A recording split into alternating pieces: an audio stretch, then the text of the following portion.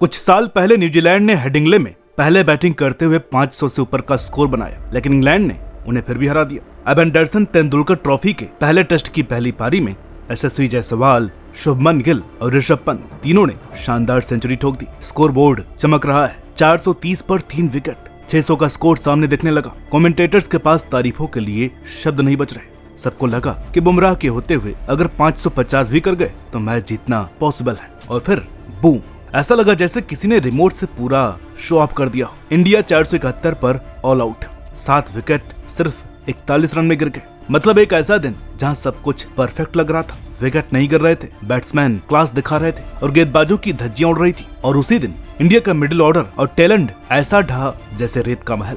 और ये कोई छोटी मोटी बात नहीं थी। 23 साल का रिकॉर्ड टूट गया था। इतनी मजबूत शुरुआत के बाद इतनी बड़ी कोलैप्स शायद ही किसी ने देखा हो। शायद इसमें टेक्निक की गलती थी, माइंडसेट की चूक थी और शायद ओवर कॉन्फिडेंस भी।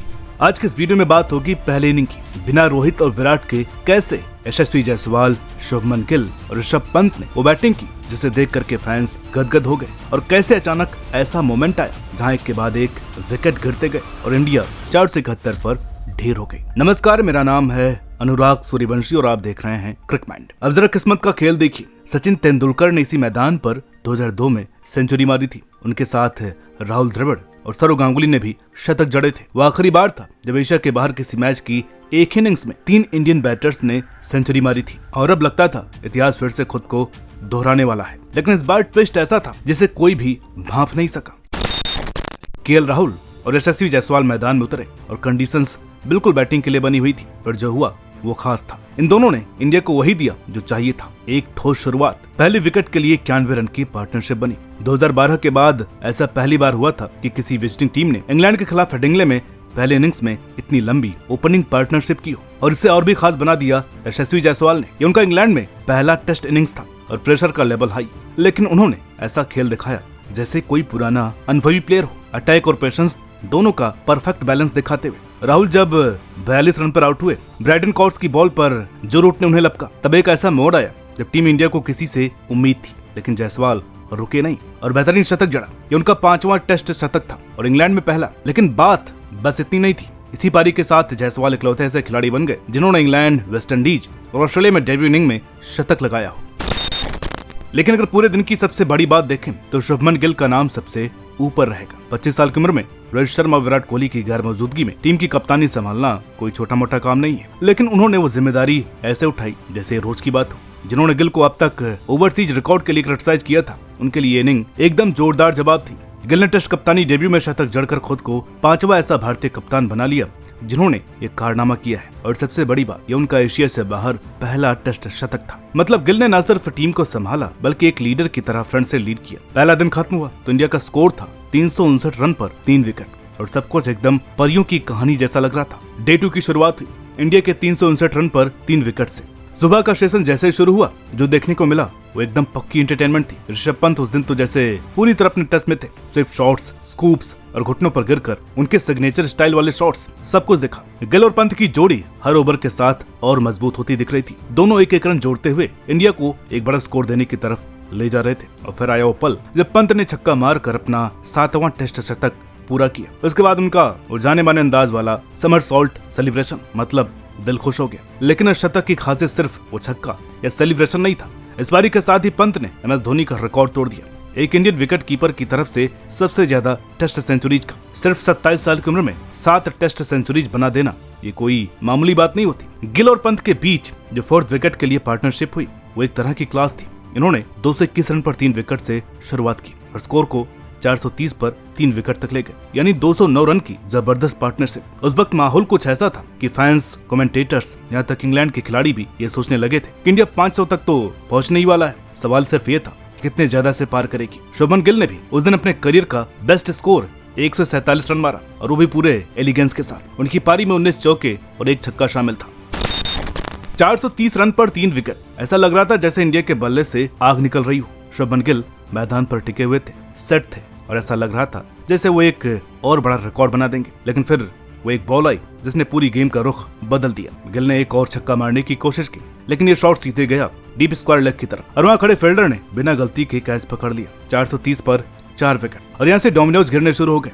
जब टीम अच्छा खेल रही होती है तो सिर्फ रन नहीं बनते, आत्मविश्वास भी बनता है। हर बल्लेबाज को लगता है कि अब मैं भी कुछ बड़ा करूंगा, लेकिन जैसे ही एक बड़ा विकेट गिरता है, खास करके जब बल्लेबाज सेट हो, तो ड्रेसिंग रूम का माहौल अचानक बदलने लगता है। अगर वो आउट हो गया तो मैं कैसे टिकूंगा, अरे यार कौन संभालेगा। और यही डर धीरे धीरे पूरे बैटिंग लाइनअप में फैलता जाता है। गिल का आउट होते ही जैसे टीम पर किसी ने जादू कर दिया हो। एक के बाद एक खिलाड़ी वापस पवेलियन की राह पकड़ने लगे। 430 पर 4 गिल आउट हुए जोश टंग की बॉल पर। 447 पर 5 करुण नायर सिर्फ रन बनाकर ओली पॉप को कैच दे बैठे। गेंदबाज थे बेन स्टोक्स। 453 पर 6 ऋषभ पंत जो 134 रन बना चुके थे एलबीडब्ल्यू हो गए।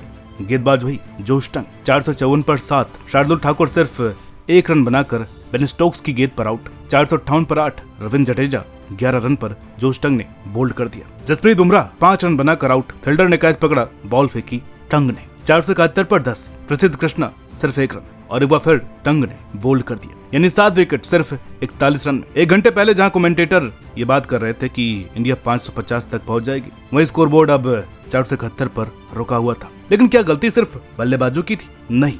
अब यहाँ एक बहुत ही इंपॉर्टेंट फैक्टर आता है, मौसम। जब ये गिरावट शुरू हुई तभी आसमान भी बदलने लगा। क्लाउड्स आ गए थे, मौसम ओवरकास्ट हो गया था और जैसे ही सूरज छिपा गेंद स्विंग होने लगी। क्रिकेट में ये बात अक्सर नजरअंदाज की जाती है, लेकिन कंडीशंस बहुत कुछ बदल देती है। वही बॉल जो साफ मौसम में सीधे आ रही थी, अब हवा में इधर उधर डांस कर रही थी। और ऐसे में जो बल्लेबाज सेट नहीं थे या जिनका फुटवर्क थोड़ा भी स्लो था, वो टिक नहीं पाए। जब स्कोर बोर्ड पर 430 पर 3 दिख रहा हो और टीम के 3 बल्लेबाज सेंचुरी मार चुके हो, तो हर कोई यही सोचता है कि अब तो 600 पक्के। लेकिन यही उम्मीदें कभी कभी भारी पड़ जाती है। प्रेशर सिर पर सवार हो जाता है। बल्लेबाज सोचता है अब तो मुझे भी कुछ एक्स्ट्रा करना पड़ेगा, वरना लोग कहेंगे मैं फ्लॉप रहा। और इसी सोच में वो ऐसे शॉट खेल बैठता है जो शायद वो नॉर्मल सिचुएशन में कभी न खेलता।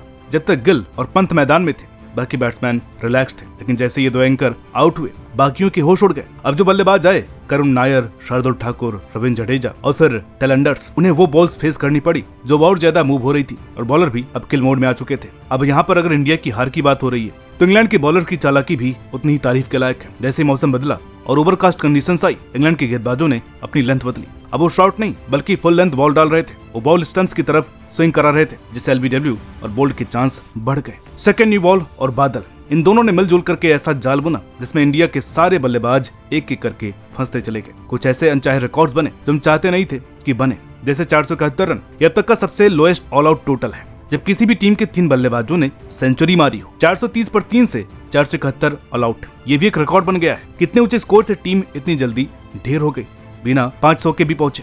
अब यहाँ एक बहुत ही दिलचस्प तुलना करनी बनती है। 2002 में इंडिया की परफॉर्मेंस भी इसी ग्राउंड पर थी। उस मैच में सचिन तेंदुलकर, राहुल द्रविड़ और सौरव गांगुली तीनों ने सेंचुरी मारी थी। लेकिन फर्क देखिए, तब इंडिया ने 628 पर 8 पर डिक्लेयर किया था और मैच जीता था इनिंग्स और 46 रन से। और कल तीनों ने सेंचुरी मारी, लेकिन टीम 471 पर ढेर। न डिक्लेरेशन न डोमिनेशन, सिर्फ कंफ्यूजन और कोलैप्स। दोस्तों यही तो वजह है कि हम सब क्रिकेट से इतना प्यार करते हैं। जैसे ही लगता है कि अब सब कुछ कंट्रोल में है, गेम ऐसा यू टर्न लेता है कि होश उड़ जाते हैं। 430 पर 3 से 471 ऑल आउट, ये सिर्फ एक स्कोर लाइन नहीं थी, ये टेस्ट क्रिकेट इतिहास की सबसे ड्रामेटिक घटनाओं में से एक थी। हाँ, मानते हैं इंडियन फैंस के लिए पल निराशा भरा था, लेकिन इसी में तो क्रिकेट की खूबसूरती है, जहाँ कुछ भी पक्का नहीं होता जब तक आखिरी बॉल न डाली जाए। भारत ने भी अच्छे से वापसी की कोशिश की है, लेकिन भारतीय गेंदबाजी का सारा दारोमदार जसप्रीत बुमराह पर ही है, क्योंकि बाकी गेंदबाजों को बेन डकैट और पोप ने आसानी से खेल लिया था। देखना दिलचस्प होगा कि भारत इंग्लैंड को कितने पहले रोकता है। लेकिन अगर बुमराह को सफल करवाना है तो भाई फील्डिंग तो अच्छी करनी पड़ेगी। तो एक फैन के तौर पर हम सिर्फ यही चाहेंगे कि टीम इंडिया इस अनुभव से सीखे, नेक्स्ट इनिंग्स में और मजबूती से लौटे, क्योंकि यही तो क्रिकेट है जहाँ एक पल में हीरो और अगले पल जीरो। तो दोस्तों उम्मीद करते हैं कि आपको ये वीडियो पसंद आई होगी। वीडियो अच्छी लगी हो तो प्लीज इसे लाइक कीजिएगा, शेयर कीजिएगा। चैनल पर नए हैं तो प्लीज सब्सक्राइब करना मत भूलिएगा। मिलते हैं आपसे अगली वीडियो में, तब तक के लिए नमस्कार।